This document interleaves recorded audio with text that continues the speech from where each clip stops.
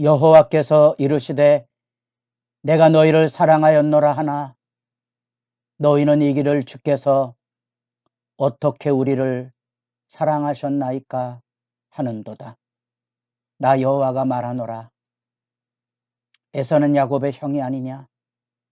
그러나 내가 야곱을 사랑하였고 에서는 미워하였으며. 새벽을 깨우는 거룩한 기도자 여러분, 주의 말씀의 부름 앞에 서서 그 말씀의 지혜로 일어서는 믿음의 영광이 늘 복되기를 바랍니다. 이제 우리는 구약성경의 마지막 말라기 말씀을 가지고 주간을 시작합니다. 오늘 우리가 읽어갈 하나님의 말씀은 말라기 1장입니다. 이 말라기가 가지고 있는 기본 배경을 잠깐만 다시 묵상해 보면 시대의 역사 안에 하나님의 말씀이 함께 있다는 겁니다. 선지서라고 유대인들이 묶음을 가지고는 구약성경은 이렇게 역사와 밀접한 관계를 가지고 있고, 그런 점에서 말라기는 포로 후기라는 시대적인 배경을 안고 있고, 에스라, 느헤미야를 전후한 시대적인 배경, 여러분도 상상해 보십시오. 부정한 땅, 성전도 없고 더 이상 하나님의 이름을 부를 수 없는 부정한 땅, 부정한 백성으로 살다가 아무것도 없는 황무지가 되어버린 땅에 믿음을 가지고 돌아왔을 때 느꼈던 그들의 절망과 경제적인 공공, 끊임없이 무너지는 현실적인 삶의 어려움에 무너진 그 시대 상황을 이제 배경으로 하고 있습니다. 그 시대에 우리는 소선지서를 일반적으로 개관하게 되면 이 말라기가 소선지자가 시작이 된 호세아와 짝을 이루어서 시작과 끝이 되는데, 중심 주제는 하나님의 사랑으로 함께 짝을 이뤄볼 수 있습니다. 언약이 파기된 현실 앞에 바람나 도망간 아내를 찾아라. 돈을 들고 가서 그 아내를 찾아오며 사랑을 고백하며 살아야만 됐던 하나님의 마음이 여기 이제 마지막 말라기를 통하여 다시 확인이 됩니다. 이스라엘 백성이 하나님이 너희를 사랑하였다고 말하니 뭐라고 말하는 거 아니? 하나님이 어떻게 우리를 사랑하셨는지 반문하고 있습니다. 그 헛헛함, 그 하나님에 대한 절망감, 그 안에서 지금 말라기는 이 언약 회복에 대한 이야기를 들려주고 있습니다. 그 여기 하나님이 우리를 사랑하신다고요? 호세아에 이어서 이제 막장 드라마죠. 마치 하나님과 이스라엘 백성이 이혼법정에 가 있는 그런 양상입니다. 믿음이 무너진 사람에게 왜 교회 안 나오느냐, 왜 열심히 다니지, 기도하지, 이런 이야기들이 얼마나 부질없는 이야기인가를 이런 말씀을 통하여 만납니다. 하나님의 사랑을 경험하지 못한 사람, 하나님의 사랑에 깨어진 그 상처난 심령 안에는 어떤 말씀도 들려오지 않는 거지요.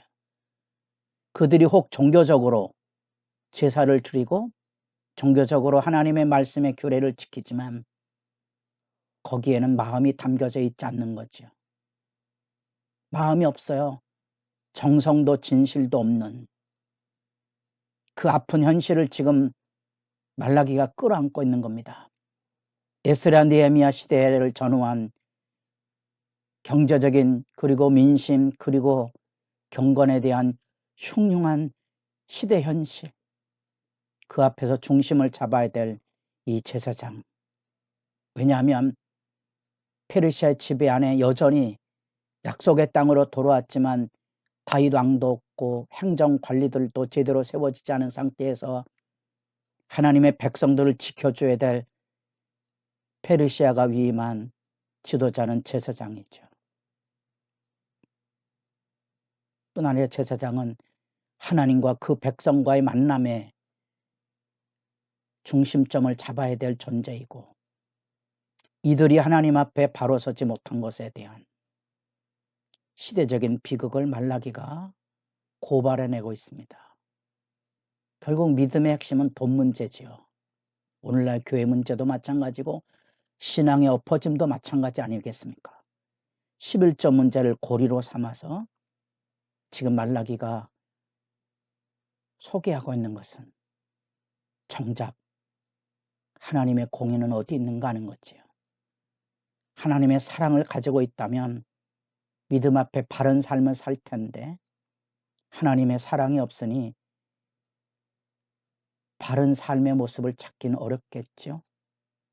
그래서 그 시대 앞에 끌어안고 있는 이 제사장에 대한 비난과 책망, 그 백성의 불경건을 붙들고 말라기는 마지막에 울부짖어 진리를 소개하고, 이제 이후에 말라기가 어느 정도 간음했을지 모르지만, 선지자들이 어느 정도를 간음했을지 모르지만 말라기 이후에 400여 년간 긴 어둠의 터널을 지나가야만 됐던 거지요. 그래서 말라기를 주제별로 중심하면 이렇습니다. 하나님의 사랑에 대한 얘기고요. 언약을 위반하고 언약을 지키지 않는 것은 사랑이 없으니 계명을 지키지 않는 거죠. 공의 하나님에 대한 의문 제기, 그리고 그들의 삶 안에 하나님 앞에 자기들은 11조를 드렸다고 안주하고 있는 현실에 대하여 돌아올 것을 가르치는 거지요. 말라기는 11조 얘기가 아니고요. 이 사랑과 공의의 하나님 앞에서 언약을 지키고 살라는 얘기죠. 내일을 준비하라는 겁니다. 그 메시지 안에서 우리는 여기 말라기 1장 1절의 표제를 읽습니다. 여호와께서 말라기를 통하여 이스라엘에게 말씀하신 경고, 이렇게 돼 있습니다. 이 문장에 나타나 있는 명사 문구는 굉장히 법조문과 같이 엄정한 교훈을 들려주고 있고, 이 하나님이 말씀하신 경고, 이 말씀 앞에 우리는 말라기 앞에 있는 스가랴 12장 1절, 스가랴 9장 1절 이 말씀의 연관성, 경고의 말씀 듣게 됩니다. 예레미야 23장에도 나오는 이 마사라는 경고의 말씀은 엄중한 하나님의 심판의 말씀이기도 한 거지요. 법적인 논쟁이 있습니다. 근데 그 법적인 논쟁 앞에 이제 이 이스라엘 백성이 하나님 앞에 치받고 있는 겁니다. 2절에 여호와께서 이르시되 내가 너희를 사랑하였노라. 우리 하나님 언제 우리를 사랑하셨습니까? 하고 비아냥거리고는 이런 모습이지요.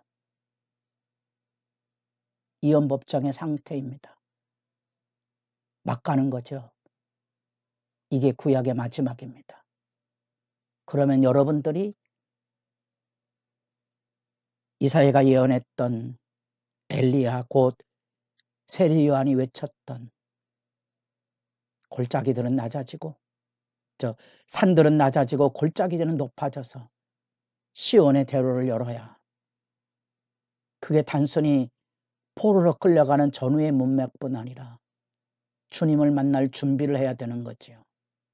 그 안에 오만과 상처와 아픔, 그런 것들을 씻어낼 만큼의 믿음의 준비가 필요한 겁니다.